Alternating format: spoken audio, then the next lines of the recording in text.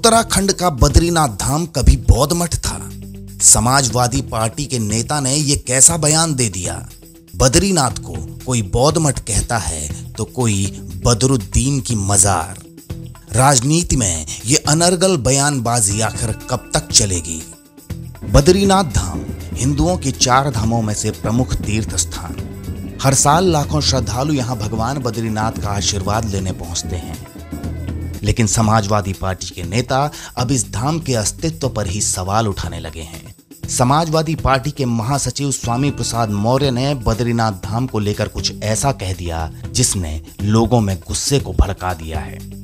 सपा नेता और पूर्व मंत्री स्वामी प्रसाद मौर्य ने कहा है कि अगर पुरातत्व विभाग से जांच कराई जा रही है तो सभी हिंदू मंदिरों की जांच कराई जानी चाहिए। इनमें से अधिकतर मंदिर बौद्ध मठों को तोड़कर बनाए गए हैं। स्वामी प्रसाद मौर्य यहीं नहीं रुके, उन्होंने कहा कि बद्रीनाथ धाम भी 8वीं शताब्दी तक बौद्ध मठ था।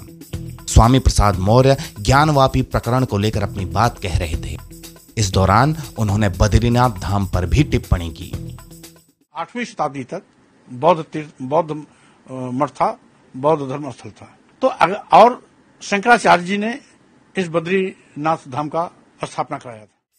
स्वामी प्रसाद मौर्य के इस बयान को लेकर उत्तराखंड वासियों में नाराजगी है। 4 धाम तीर्थ पुरोहित महापंचायत ने भी सपा के महासचिव स्वामी प्रसाद मौर्य के बयान का कड़ा विरोध किया है। तीर्थ पुरोहित महापंचायत के पदाधिकारियों ने कहा कि मौर्य पहले अध्ययन कर लें, उसके बाद ही अपना ज्ञान बांटें। बद्रीनाथ धाम बौद्ध धर्म के अस्तित्व में आने से पहले विख्यात है।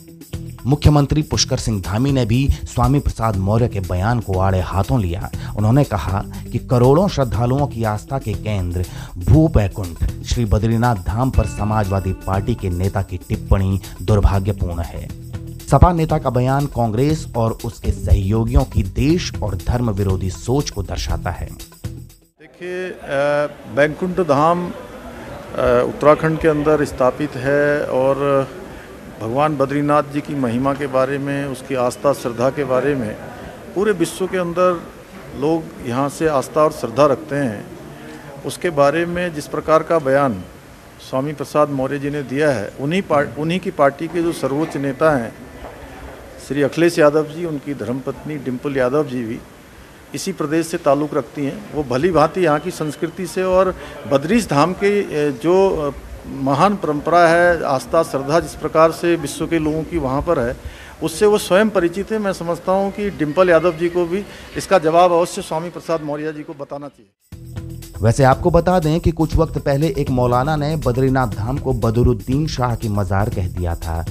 हालांकि बाद में उन्हें माफी भी मांगनी पड़ी।